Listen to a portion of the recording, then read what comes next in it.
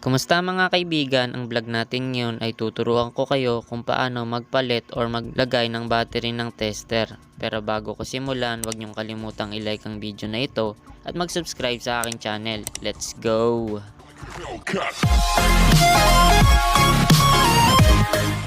Ang una nating gagawin ay bubuksan natin yung takip ng battery.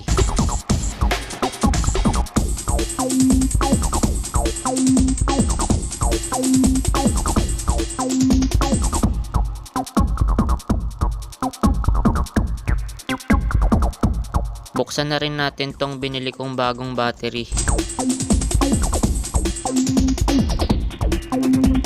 Ayan po siya, ever ready po yan.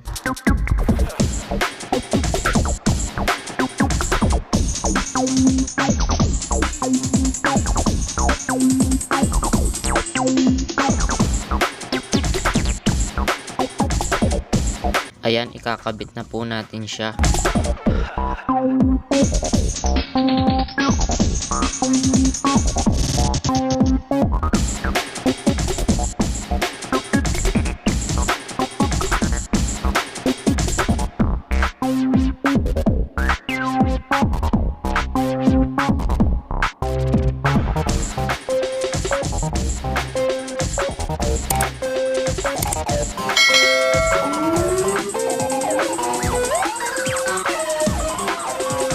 Ayan, buksan na natin siya para i-test. Yan, okay naman siya. Gumagana na.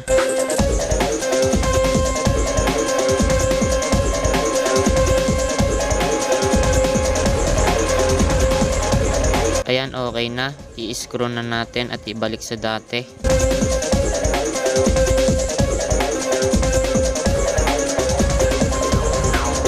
Tara, subukan na nating i-testing tong unang battery niya na 9 volts. Lobat na yan eh.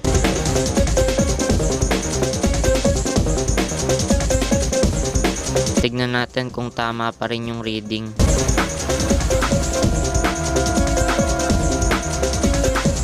Ayan, tama yung reading. May 9 volts pa rin kahit medyo lubat-lubat na.